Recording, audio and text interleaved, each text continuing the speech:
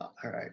So I'm Mark. I know everybody. So it's sort of silly for me to introduce myself as it, but as the co-chair, I'm going to introduce Lisa Lieberman, who is going to be leading the discussion. And we're very fortunate, as you're going to learn as we do it, but also from her background.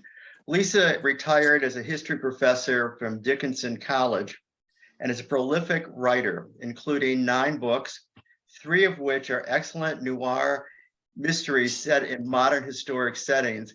And I recommend them highly because I love them, all 3 of them. And I didn't pay him to say this. But I even had to buy my own books, all 3. Lisa is a past president of Sisters in Crime New England, which is part of an international organization focused on the development of women crime writers. She's a member of the Mystery Writers of America and the Short Mystery Fiction Society. Lisa has led, I would say, countless book discussions of various kinds. I'm not going to try to describe all of those. And as I think almost all of you may recall, Lisa led the program and arranged it a few months ago for the Israel Committee on the struggle for women's equality in Israel. So I'm really looking forward to this, Lisa, and Murder on a Kibbutz. thank you, Mark. And I'm going to put it on speaker view, and you all might want to do the same thing. What I'm going to be doing is sharing my screen with you, and I've put together a little slideshow that'll give some background on the kibbutz movement and some background on Batya Gur. So I'm going to start sharing my screen now. And then I have to move the bar down so I can put it on play. All right, can you all see that? Yes. Very Okay. well, very well, thank you. So one of the things about being a mystery writer is that when you read mysteries, you read it, you know, as a writer, you read it for the scaffolding. And here's something interesting. Okay, most mystery writers always have a little giveaway. Somewhere in their book, they tell you what they're doing and why they're doing it. And this speaks to your question, Mark. So in Murder on a Kibbutz, in case you're interested, on page 109, when the detective Michael Ohayon is interviewing the pathologist Kestenbaum, he says to the reader, as in a detective story, thought Michael, the thrilling part is the process and not the predictable end. And so what I want you to realize about Batya Gur, what she's telling us here, is that she's far more interested in the society she's writing about, in the culture, in the values. She's really speaking about, you know, the kibbutz movement 50 years on. You know, what has it become? How have the values of the founding generation been honored? How have the sacrifices they made endured? You know, what's going on here? And those of you who felt that maybe the mystery wasn't so interesting or important, well, that's why. Because although I think she became a literature professor eventually, I think she started out as a social worker. And so her interest always was looking at the society, at the values. There's a lot of psychological insight into her characters, which is especially apparent in the first book, A Murder in Jerusalem, which is actually set in a Freudian psychoanalytic institute in Tel Aviv. No, I guess it must be in Jerusalem. And the interesting thing about that book, and I would recommend that one as well. This one's my favorite, but that one is, you know, was the first, and it's very good. The interesting thing about it is, you know, all of these Ashkenazi Jews, you know, came straight from Europe. In fact, they started this before the Holocaust. And this little psychoanalytic Institute, has not changed. I mean, the book is set in, say, the 1980s or early 90s, and these people are strict Freudians, as if Freud, were still alive. And part of the conflict in that story is, the world has changed, since 1938, when Freud died, and these people have not changed. And similarly, I think you see in Murder on a Kibbutz that the real conflict has to do with the fact that, the values of that founding generation don't really speak to the younger members. And there's a lot of tension between those who want to keep things the way they were and those who feel that in order to thrive and endure, the kibbutz has to change. So, sorry. I've started this first slide with a picture of Ger. And as you can see from her dates, she was born on the 1st of September, 1947. She is the child of Holocaust survivors. And she was born in Israel. So obviously, she came over, or they came over, after the Holocaust. And the picture on the right is showing you what conditions were like for those early refugees. They were given, when they arrived at their first camp for processing, a bedstead and a mattress. And you can kind of see there's some tents in the background. And every time they moved and they were, sent from one place to the next, they had to bring their own bedstand and mattress with them or sleep on the ground. Things were very difficult for the early refugees, and they were difficult for Israelis in general. But it was, sorry, did someone have something to say? Because I don't mind being interrupted with questions or comments. Okay, well, so it was a pretty challenging life for them, and just a few statistics for you here. The first one being that between December 1947 and July 1949, which is during the War of Independence, some 80% of Israel's immigrants were Holocaust survivors, and they were also between the ages of 15 and 29, for obvious reasons. These were the people who were more likely to survive than the older or the younger, European immigrants had been. And because of the high birth rate in the DP camps, some 41% of the total population in those German DP camps, those were the only ones that had statistics available, were between the ages of 0 and 4. So the refugees who were coming from the camps, they were younger and, they were scarred by what their experience had been. Here's another picture. I'm very fortunate because Robert Capa, the great Hungarian photographer, went to Israel between 1947 and 1948 several times and captured a lot of the images on film. So I'm using as many of his shots as I can. There was a lot of conflict from the early immigrants from Europe, and there was concern among the Jewish Agency who wanted immigrants desperately because they needed more people in Israel, and they wanted especially trained workers. But word was getting back to the people who hadn't left Europe yet, the Jews, that it's a really hard place to live. And the Israeli government is more interested in just getting the numbers of immigrants in than they are in thinking about how to integrate them into Israeli society. On the War of Independence, a lot of the survivors were recruited to come and fight. And they were painted this rosy picture, of what a great country Israel would be and how welcoming Israel would be for them. And you can see, as it was a very difficult war. It was a very difficult fight, particularly a lot of the kibbutzim, came under shelling from Arabs and were, damaged. So sometimes there were survivors who were brought to these places and then they find themselves under fire.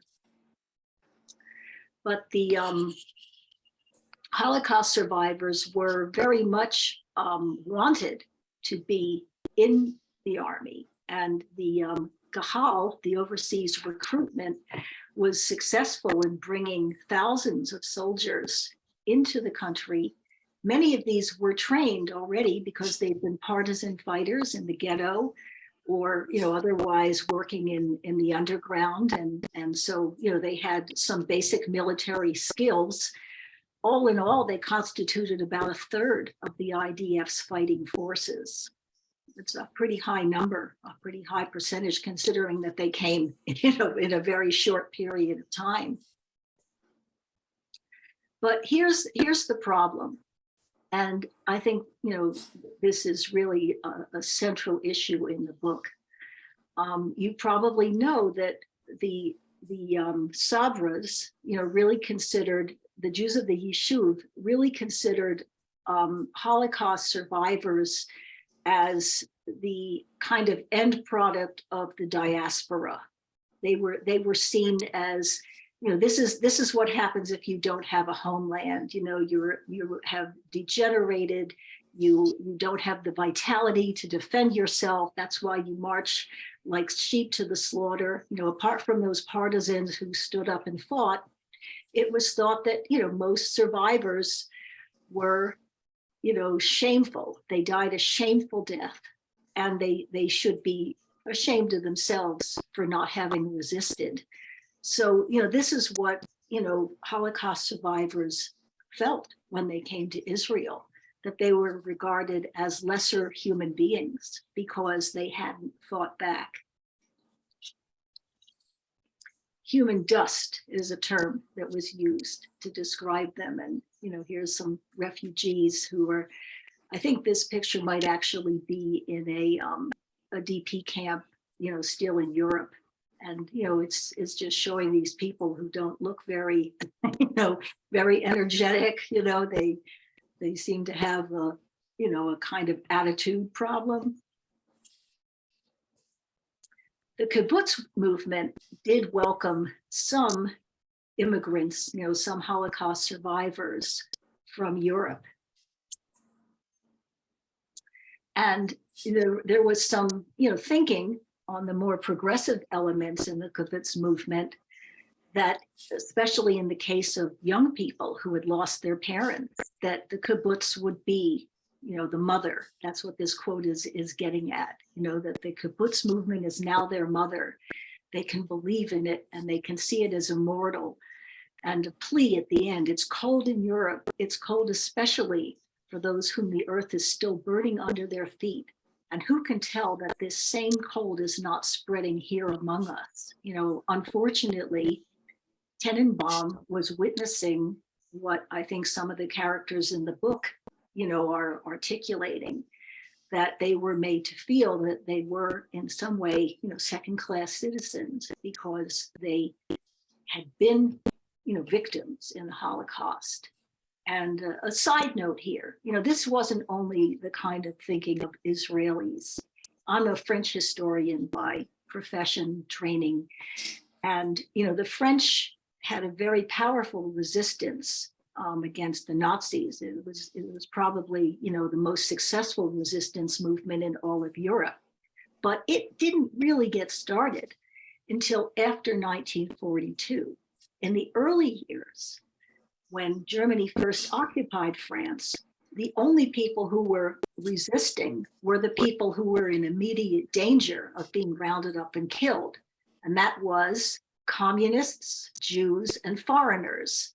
In fact, most Jews who were getting rounded up and killed were either communists or foreigners, often both. So the French resistance owed a great deal to the Jews. But at the point where de Gaulle and the Free French got involved, they tried to minimize the role of foreign-born, Jews. And They actually, gave them the most dangerous jobs and hoped that many of them would not survive. There's a movie, I don't know if any of you have seen it, but it's called Terrorists in Retirement. And it's a series of interviews with Jews, Jewish communists mostly, who had been resistance fighters in the 1940s, and talking about how little appreciated they were and how they weren't part of the heroic narrative that France wanted to tell about itself and its own resistance. And the only choice to them was either to say that they were doing it as heroic Frenchmen, and most of them were not French, in fact, the French didn't treat them as French, or to say that they were, victims. So it's not just a problem unique to Israel. There was a real ambivalence about, the whole Holocaust and the fact that, Jews didn't fight back. But the kibbutzim were most interested in young people, as I said, who belonged to partisan movements or who had taken place in the ghetto uprisings in Poland, or those who were recruited by Gahal and given some military training. They were reluctant to take families with children. They would take orphans because they were afraid that those families would not integrate into the kibbutz way of life. And because they had such an urgent need for manpower, they were looking for skilled workers, carpenters, metal workers, bakers, electricians. And interestingly, there were survivors of DP camps who started to form their own, basically they called themselves kibbutzim when they were still in Germany. And what they started doing, just like the old Zionist movement had done, is training to be, useful. So there were sewing shops for the women. There were machinist shops for the men. I don't know why this guy is skiing, because I don't think he would have much use for that in Israel. But nonetheless, there was a great effort on the part of the young survivors of various camps to organize themselves so that they could make Aliyah. And they were, actively encouraged to do that by emissaries from the Israelis. But I want to close on this simply because there were also a lot of myths that were circulating around the time that Batya Gur was writing this book. And one of them concerned the members of the kibbutz Buchenwald. These were survivors of Buchenwald who were given, farmland outside the camp after the liberation. And, they started learning how to do agricultural things, and eventually they were able to emigrate to Israel, and they actually founded a kibbutz. They called it Kibbutz Buchenwald, but they were eventually persuaded to change the name. I forget what they called it. But this myth arose, about how welcomed these survivors were, how wonderful it was, if you had somehow managed to get through the Holocaust and, you came to Israel and you became a kibbutznik. And, I'll just leave you with this thought that I think Gur really was busting some of those myths and trying to show things the way they really were, warts and all. I mean, there's many lovely things about the kibbutz that come through in this book, but she's not afraid to criticize it as well. Okay, I'm going to stop the share now, and we'll all go back to gallery view.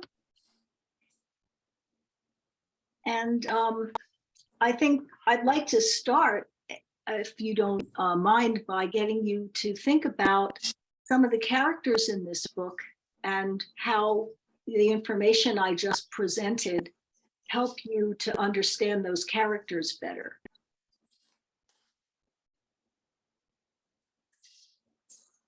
We can talk about, for example, Fanya and Guta in this context, the two sisters who were survivors who came, at a pretty young age. Can I just ask you a question? Was the author, I can't recall, was she raised in kibbutz? No. No, she was not. She was raised in Tel Aviv, attended a, pretty prestigious high school, I think. Her parents were, Ashkenazim and must have been fairly prosperous, so despite the fact that, they were survivors. And her knowledge of the kibbutz came from where? I'm not really sure where her knowledge came from. To my knowledge, she never lived on one, but I think she was a good researcher, and she probably had friends who had grown up on the kibbutz. And you have to remember. I always have to remember, Israel is such a small country. Everyone knows everyone else, so it's likely that some of her colleagues at the university were raised on kibbutz. Okay, thank you. Sorry. Yes, Elaine. Well, those two sisters who were Holocaust survivors but came very young, they were really miserable. I mean, they were supposedly raised, but I think they were really, really young. And that was so difficult for them. Mm-hmm. Mhm. I think so. And, Ohayon, makes the comment about particularly the behavior of the Ashkenazi Jews and how closed up they were. He talked about when he was given the job when he was in the army, of telling families when they'd lost a son in the war. The most terrible ones were the Ashkenazi, because I think he said that they would, how did he put it? Stiff upper lip. They wouldn't show any emotion. So, I think the dominant spirit of Israel, from the founding, was that almost Germanic, hide your emotions, keep it all in, repress it all. There's a wonderful book by a Swiss psychoanalyst named Alice Miller called For Your Own Good. Have any of you heard of that book? Ah, good. What do you know about it, Susan? Well, I read it a really long time ago, and I can't really remember too much about it. Sorry, but I know what you're talking about. It's about, German child rearing practices, the idea for your own good. She argues that you can explain the rise of Hitler because the German people in general were raised in such a way that they craved an authoritarian leader who would, tell them what to do, because they were so cowed by their upbringings.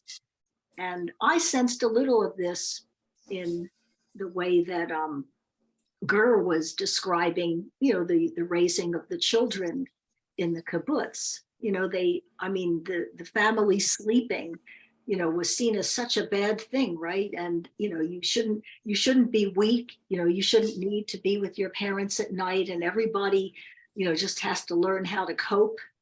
And you get the sense that this was very traumatic for many of the children. Not just Moish, who has that outburst at the end where he talks about sleeping on the ground outside the door of his parents' house, because he knew if he actually went in that they would send him back.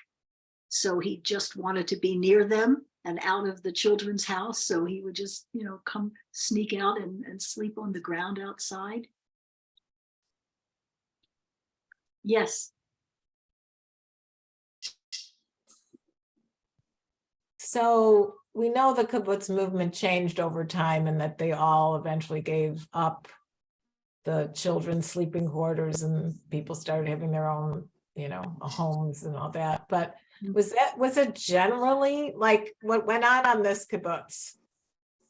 Mm-hmm. Is this generally what happened? Is it pretty accurate to most? Could you say that all kibbutzim were very similar, or were there really differences?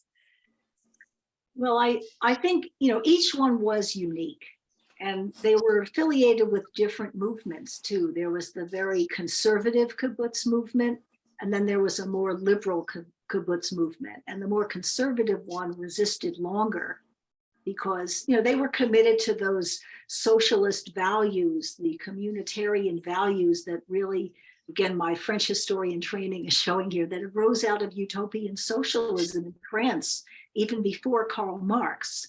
This idea, first of all, that work is purifying. And if you just find the right work, you'll be happy. There was a French socialist by the name of Charles Fourier who had this vision, and he actually tried to create communities that would do this, where he believed there were, I don't know how many, like maybe 700 different types of people. So all you had to do is get one of each of those types, and then everyone would have the job that was right for them. And, harmony would reign. And some jobs, like garbage collecting, children love to play in slop. So let the kids do the garbage collecting. And then I think he went kind of off the deep end at some point, and he started writing about rivers filled with lemonade and crazy stuff. But the founding of the kibbutz movement harked back to this notion of that work was the basic value here. And the problem was that you needed to be treated fairly, treated well. Marx said that a man should be able to fish in the morning and weave baskets in the afternoon and do some other job in the evening. But the idea was all that you were defined through the work you did. And that was very hard to give up. And, the hard work of starting a kibbutz back in the days when, it was an agricultural movement, and when they needed to, bring, life to the desert and make it possible to live off of that very parched and unforgiving environment, things changed. You started having technology and, really great, economic opportunities in cities like Tel Aviv, but the kibbutz were still clinging to that old ideal. Well, go Although, ahead. did that change though, as more kibbutzim became moved away from the agrarian model to manufacturing and bringing other people in to work in the factory? So Yeah. the whole structure changed. Well, I think it also changed because a lot of young people didn't want to stay on the kibbutz. And, they were desperate to find people who would stay, and they were forced to make it more welcoming by allowing the materialism that, who's the purest character, Dvorka. Dvorka said at one point, there's something corrupting about all that abundance. She didn't like it that, people had too many material goods. And interestingly, how many of you read Ari Shavit's book, about Israel? Yeah, was there actually a synagogue reading group around this when it came out? Or you just read it on your own? Yeah. You read it on your own? Because for those who haven't read it, he himself launches into a lament like that toward the end of his book. He recognizes that the spirit and the self-sacrifice of the founding pioneers, the boys and girls working in the orange groves and, sleeping out in the desert and dancing and singing, while they harvest oranges or whatever, that couldn't last. But he really dislikes the younger generation who he thinks are soft, and don't have that same zeal. Dvorka, I thought it was interesting when she said toward the end that the kibbutz was the last bastion of the unalienated. But with her views, I found it interesting that the tension there was to vote on whether there should be communal child raising or family, where in the United States and many other places, it would be, well, do some of us want to do it one way and do some of us want to do it another way? So that lack of that kibbutz ethos of uniformity was still going strong in certain respects, and I thought that was one of them. Although I was curious that she talked about very few people coming to attend the council meetings. which seemed, it seemed contradictory to the whole, we're all in this together and we're going to make our decisions together. Well, I think that's why she lamented that Yeah. that things had gotten too easy, too good. Yeah. And you know, the younger people, there was that meticulous description of the father who wanted to let his son, who had fallen off his bike or something, you know, recover himself. And you know, the father was kind of standing back and just letting the son explore for himself, and you know, asking a few questions to get the son to think about the situation. But you know, that wasn't the way it was done in Dvorka's day.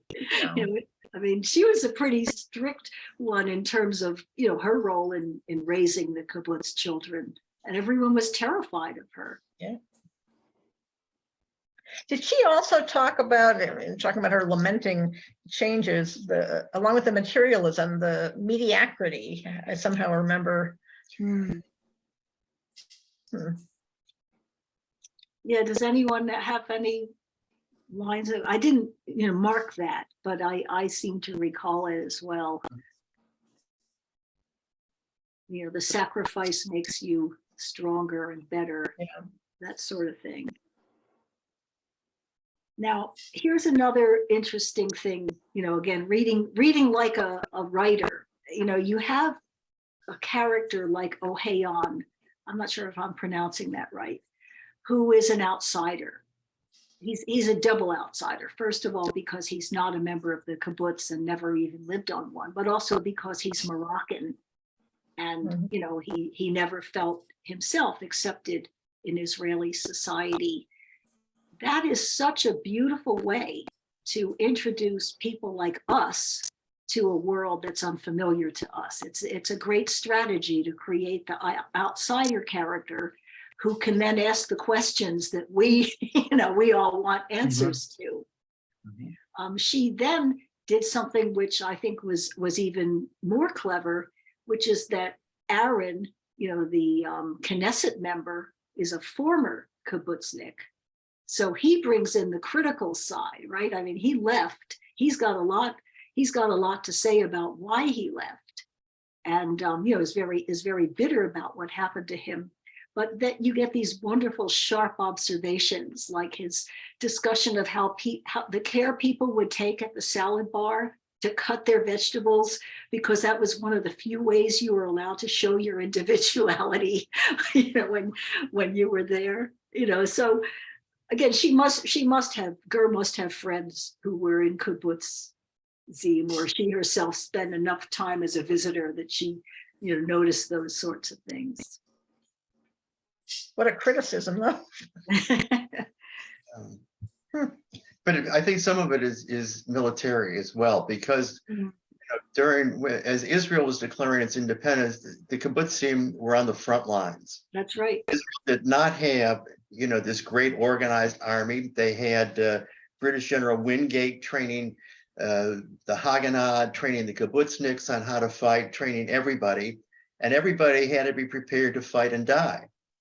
So it's a very different situation than as Israel evolves. Although I was also thinking, and we watched the movie Tar, which has made me think about this in various settings, that it appears that every new generation decides that the older generation's worldview is wrong and makes no sense and never made sense anyway, which some of us may be experiencing with some people. And I think, you know, this book, in part with everything else you're saying, Lisa, also reflects this generational challenging of worldviews that happens inevitably with different generations beside everything else. No, I think that's true. It's true outside the kibbutz as well as inside. Yeah. No, and you know, she never questioned her belonging to Israel. Apparently she had spent a little time in the United States. I think her first husband might have done graduate work somewhere in the US. And I'm speculating that's where she discovered detective fiction, because you know, she is the first person to write Israeli detective fiction. And, you know, I'm imagining while she was in the States, she was reading Raymond Chandler and Dashiell Hammett. And, you know, somewhere in the back of her mind, this was percolating. And what's interesting is that Oh Hae-yeon, although he is an outsider, he is also an institution man. You know, he's not one of those loners like, you know, Sam Spade or Marlowe. You know, he's not walking those mean streets, you know, and having his own personal code. He still plays by the rules. He still cares about, you know, what his superiors think, and he's trying to make things better, you know, for the policing institution. He's not one of these people who offends everybody he works with and has to be, you know, on his own. He seemed like an outsider into the new group that he was joining. Oh, that's true. Yeah. And, you know, they were looking at him kind of funny, and they didn't see him as a team player, and he didn't check with everybody he was supposed to check with. So he was somewhat of an outsider, even on the inside. But see, if you read the earlier ones, he was privileged in his earlier world because his supervisor, you know, was a dear friend. So in a way, he was kind of like a spoiled guy who'd always gotten his way, and suddenly he's thrown into this new unit, and he has to, you know, he has to toe the line. But you're right, in that book, he certainly was going rogue a few times. Now that you bring up her other books, I felt like she could have done maybe a little bit better job with the background characters. Every once in a while, there'd be some mention of them, but not so much how they fit in at all. I mean, I know it's always hard with later novels, but I'm thinking like Louise Penny, who I read a lot. Mm-hmm. She always gives you enough so you can jump in the middle of the series and still know something about the character she's mentioning. Yeah, I think Gur's thing is that whatever world she's investigating, you get a lot about that world, Yeah. but not a lot about, you know, the characters, you know, who are part of the team, you know, the police team. In fact, they can get cliches, like there's the one with the cigar, and there's the one with, you know, this tick or that, you know, but they aren't really fully fleshed out characters. I think that's true. And some of the references. How about the Go sex life on the kibbutz? Sorry? How about Was the that sex, Paul? how about the sex life on the Oh, kibbutz? yeah, that was Well, interesting. I mean, that's left wing, you know, that's the free love thing. I mean, you know, that you're not supposed to be possessive, you know, that's bourgeois. I mean, Marx really had a thing about, you know, bourgeois sexual morals, and clearly those didn't operate on the kibbutz. Lisa, do you have any idea what the acceptance impact of this book was in Israel when it was published? Oh, she was very popular. Yeah. Yeah, she had quite a following. Was it a controversial book? Was it upsetting? Was it? I don't think so. But, you know, Israelis can take it. I mean, they have much more of a hard shell when it comes to criticism, especially from within. I don't know if they would take it if, you know, a diaspora Jew started saying that. But I was once at a conference. There's a society called the it's like the Israeli, oh, I don't know, like it's a group of Israeli academics, but Americans are part of it too, and they alternate their conferences. One year it's in Israel, the next year it's in America. So I have a friend who's a Israeli historian, and she invited me to come to the conference when it was in Boston. And, you know, there are people there who are everywhere along the political spectrum, you know, ultra-Orthodox Jews, anti-Arabs, you know, all the way towards, you know, extremely liberal and, you know, people who are involved in the peace movement, et cetera, et cetera. But they all grew up together. They all, you know, probably went to the same programs, the same schools. And so you'd see a panel with people with widely divergent points of view. And one of them, I remember, like he was asked to comment as the conservative person on a liberal set of programs. And he said, I must have been drunk when I agreed to do this. But the point is that they have that. I mean, that's one of the things I love about Israel. I think Amos Oz said it very well in the land of Israel, where everywhere he went, you know, people who knew who he was and knew that he didn't share their views. You know, he went to a kibbutz that was a very right-wing kibbutz, and they're like, have some more coffee, sit down, talk to us, you know, and they can handle it. Yeah. I thought also that we have to keep in mind that she wrote, I think, Lisa, the book for an Israeli audience. Oh, Because there are definitely. these little references in there. For example, there's a quick reference to the actual military battles between the Irgun and the Haganah, Mm. which, if you understand what happened there, you understand some of what her generation felt and experienced about Jews fighting Jews and what can happen when that happens. And similarly, her references to the chaos on the kibbutz in 1951 when things started to split and what else was going on. So some of this, I think, you know, comes about because she was writing for an Israeli audience who would be in the know for That's some right. quick references. There were a few little footnotes in my book. I don't know if they were in the earlier editions to tell Yeah. that seemed designed for a non-Israeli audience. Yes, Paul.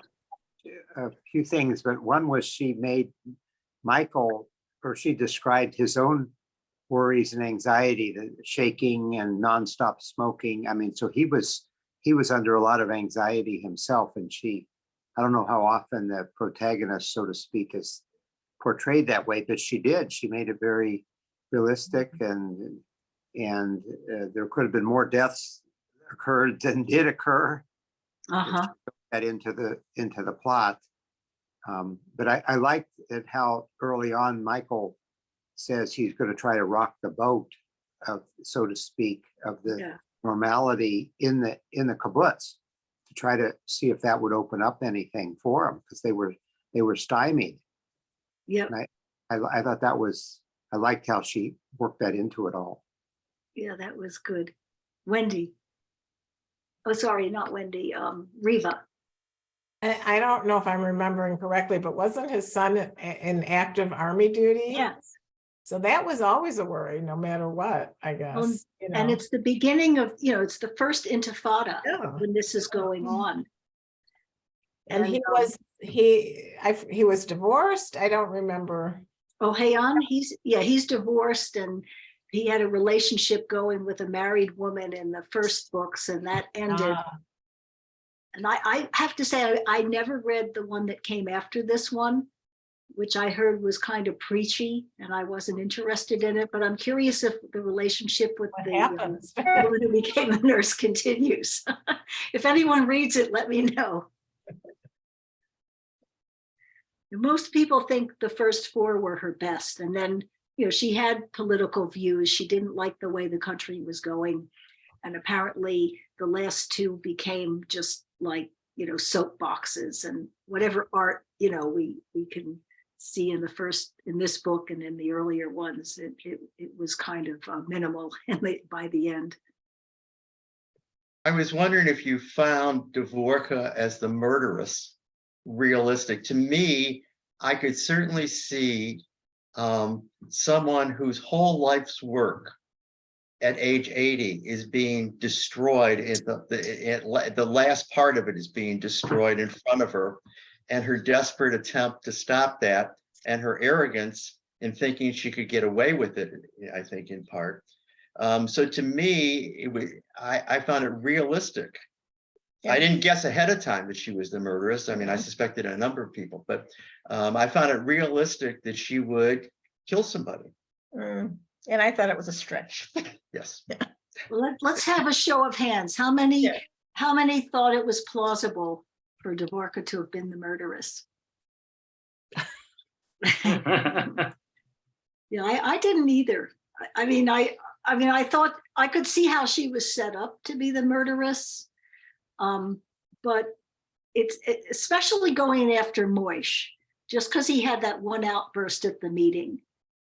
I mean, it had to happen for the plot, but the fact that she, unless you want to say she just went totally berserk, she went on, she got unhinged. I mean, and there's certainly some signs that she really wasn't, completely herself, but I didn't think she should have been the murderess. I'm not sure who should. Anyone? Yeah. What Rita. about the whole business plot, the shares and the company business? That was kind of confusing and. Well, that's what happened with a lot of the kibbutzim, though. I mean, a lot of them, abandoned the agricultural mission, abandoned the socialist principles, and became money-making operations. I mean, isn't there one that makes like most of the Hanukkah candles that we get? Oh, really? But in this book, the secret was sold to people or shared with people in Switzerland who they said they repeated, one of the pages said they repeatedly tried to get the secret. Mm-hmm. And then the money did come in, right? Right. But there was white collar crime on the kibbutz. And see, that guy was a Holocaust survivor who his sister was, Disabled sister. so damaged that he didn't want to have anything to do with her. I mean, I actually thought that plot was that scenario was very plausible. And I liked it when Michael said, as a, immigrant from Morocco, all I wanted was to be a Sabra and to be accepted by the Sabras, as one of them. Very few people were actually watching the books, the money. Mm-hmm. Well, I don't know about you guys, but I mean, I see that in organizations I've been a part of, that people just don't want to be bothered. You can give them a report, you can point out things that aren't, right about it, and they don't care. So that part also seemed quite plausible to me. I was one thing. As long as you had a place to live, you're getting 3 meals a day, you had a job. Yeah. I mean that was your security. It wasn't how much money you yourself had. Right. Wendy. It does remind me. It does remind me though of like healthcare, law, a number of kinds of businesses that used to be professions and now are corporate. And what happens when things become corporate? And the kibbutz became corporate. Yes. And that changed for people how they viewed themselves and how they viewed loyalty and how they viewed everything about it. That's a good observation. Very well encapsulated. Wendy. Oh, I was just wondering, when I started reading the book, the names of the characters weren't what I expected. And I was just wondering, like, if those are common Jewish names. I don't know. Does anyone Because I know? thought about like the names that when I was in Hebrew school, like the other students had, and that was just something that struck me, that, or maybe because I'm reading it in English, they just didn't sound like familiar to me. Certainly for me, Osnat, I stumbled over that every single time. Does anyone know an Israeli named Osnat? Yes. Okay. I know. Yeah. I know a few Yeah. people named Osnat now. Yes, Oh. very common Oh. name. Okay. And I think some of the names were more Yiddish because for the older people. Oh, You know. Ah, Simcha. That was my understanding that, some of them had more, who were born in Europe, The old country. had Yiddish or German names or from wherever they came. But Osnat is a very, if you're a woman in Israel, they all names all end with T. Osnat, Edith, Yonit. I mean, that's just common for names in Israel. Chuck, you had an observation. Yeah, I was just gonna say, one thing I liked about the book, and this just exposes maybe my naivete, but I'd never really thought about kibbutzes and the internal structure and how people got along. I had this fantasy that it was, everyone got along, they loved each other, they worked together. So I really liked the sort of exposing that it's a community like all communities with tensions and jealousies and problems. And it's something I hadn't really ever given any attention to. So I found that was very expanding for me to think about it in that way. I just hadn't in the past. Well, I thought so much of what Moish ended up saying made me sad. When he said, for example, you have no close friends here, only people you work with. Michael was saying, who do you talk to, or something like that. And, you know, that especially since the weight of being the leader had fallen on him. You know, he couldn't trust anyone. He couldn't talk to anyone. He had this terrible bleeding ulcer, right? Because of all the strain that he was under. Yeah. And he nearly got killed. Yeah.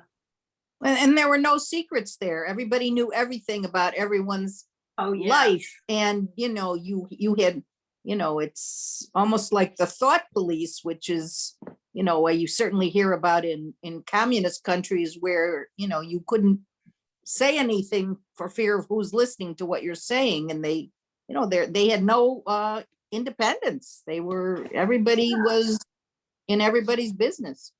But what about the girls? They knew when they were menstruating because they had to ask for sanitary pads. I mean, yeah, but that was true up to a point, though, because as the whole, you know, as the story went on, they didn't know the biggest crimes going on, like murder and theft, and that was frozen away for nobody.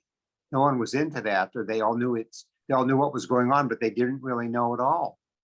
They didn't know each other as people necessarily that deeply, because you were supposed, you know, there was supposed to be this uniformity. So you knew transactionally, in a sense, what was going on. But not your feelings. But not, yeah. And you actually were you supposed to even have feelings beyond a certain point, because that's how you were raised, right? Yeah. Like many books, we knew a few of the characters on the kibbutz. It was a very large kibbutz that spread out. And so when you think of it, you know, these were just a few people. And there were so many others. So it was, you know, that's when you write a book, you obviously can't bring everybody into it, but, you know, who knows what all these other people thought, what they were like, what was going on with them. But yeah, my impression was it was a big kibbutz and growing because they kept taking more land. I'm curious, those of you who know something about the kibbutzim, you know, how plausible a character is that Dave? You know, the outsider who comes in and, you know, worms his way into the culture and, you know, gets himself really a very important role. Not even Jewish, I presume. Really? Well, he came from somewhere like Sweden. I mean, I know there are some Swedish Jews. He was Canadian, I thought. Oh, was he Canadian? Okay. Well, I don't know why. So. I had the feeling he wasn't even Jewish. I agree. I don't think he was Jewish either. He was into all these, you know, like new agey things and, you know, maybe mushrooms too. I don't know. What was he using? Cactus, whatever it is. Cactus, He was probably reformed. Well, I think certainly like in the 60s and 70s, when there was a great counterculture all over the world for young people, I think a lot of people went to Israel, you know, to live on kibbutzes and see what that kind of life was like. So I don't know so much in the 50s, but certainly when, you know, things became that way, that, you know, young people put the backpack on and left, you know, and went. Didn't you have to get voted in? You had to live there for a certain amount of time, and then they voted on whether you could stay. So, well, and Dave had enough to offer that he got voted in. Yeah. Well, did he come up with the formula for the cream? Who was Right, it? he was the one who invented His it. cactus, yeah. It seemed quite plausible to me because in smaller groups like this, I think most people don't want to do a lot of that sort of work. So if you get somebody who wants to work and wants to take responsibility and wants to accept things, I think a lot of people are quite willing to say, good, Mhm. let him do it. Let him do it, yeah. Whatever responsibility he wants, great, I can relax. So to me, it was quite plausible that somebody could get to a position of authority and responsibility. As long as he's willing to take it all on If he's himself. willing to take it, great. Was he the one who took any job he did ever, no matter what was asked to do, he did it all kind of different little jobs. Yeah, I think so. Yeah.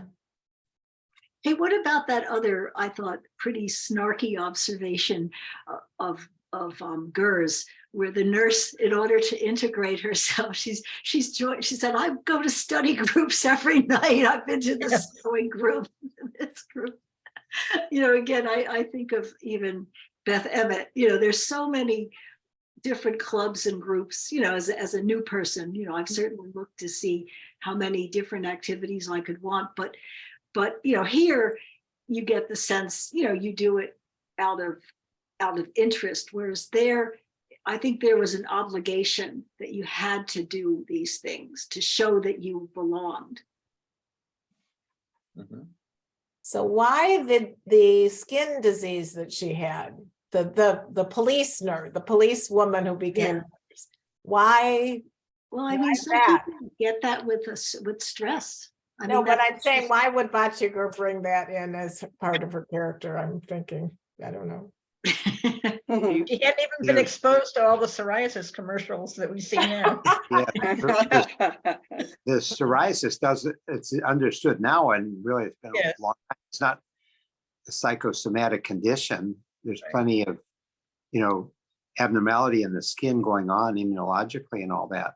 But she did describe it that way, and Abigail kept herself covered up the whole time.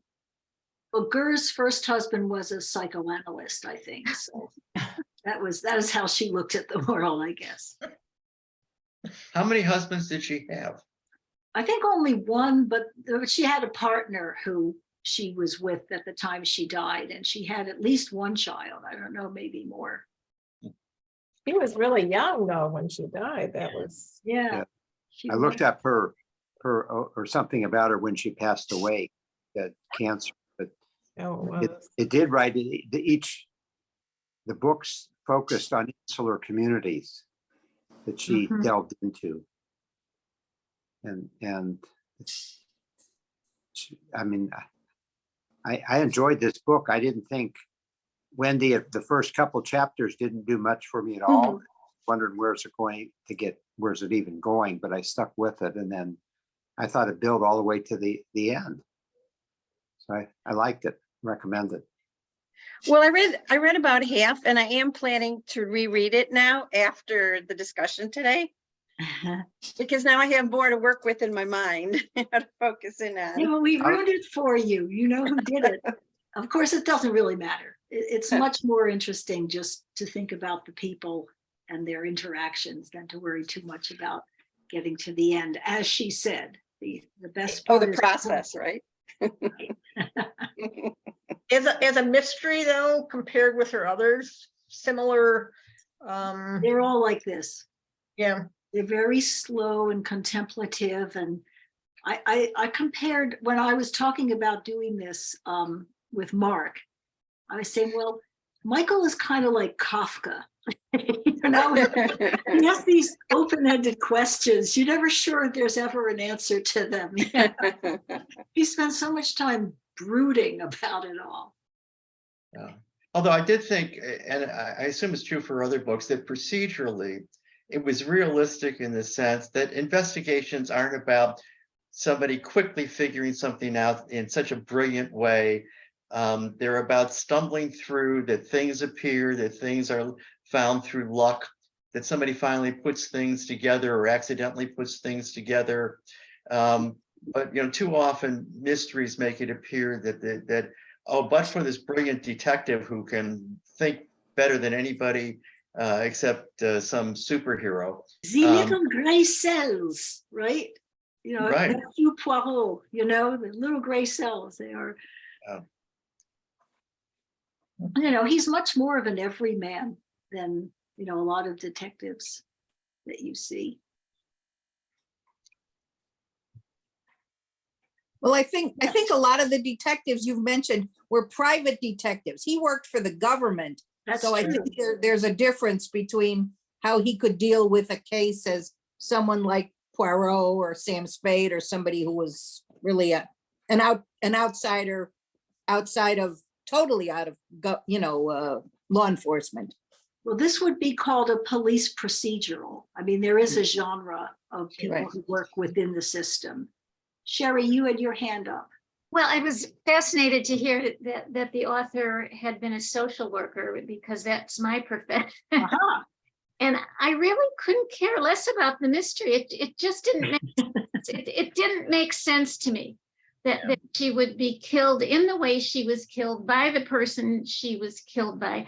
But I loved learning much more about the society of the kibbutz, and I thought the characters were fascinating, and the intergenerational issues and the outsider-insider issues. I thought they were portrayed really well. And we, over Christmas break, we met with a cousin who now lives here in the United States, but he grew up on a kibbutz in Israel, and his parents still live on that same kibbutz. He's in his late 50s now? Oh, 50. But he left the kibbutz after being in the army because he didn't want to go back to that lifestyle. But I talked about the book with him. He hadn't read the book, but when I said, well, these were some of the issues that the author discussed, did that feel like the kind of situation that you remember? And he said, oh, yes, very much so. And it's still going on now. Yeah. Did Wish we'd Did known any he could come over and talk to us. did any kibbutzes ever build a senior citizen building for all their senior citizens? Did that ever come about anywhere in Israel?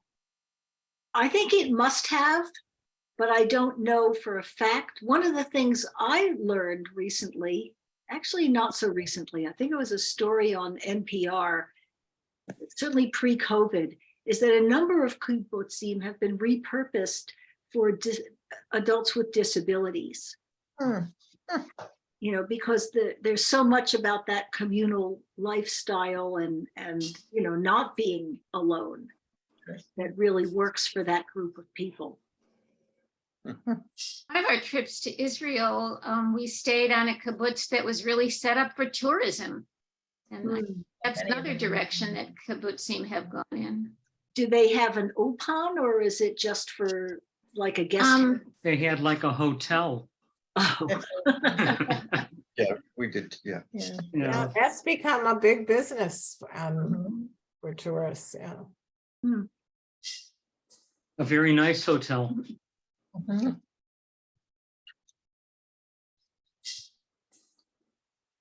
Any last questions or observations about the book?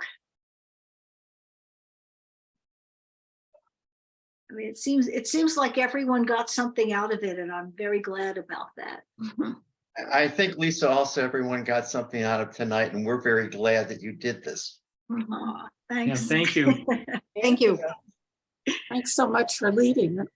You're welcome. I will stop recording.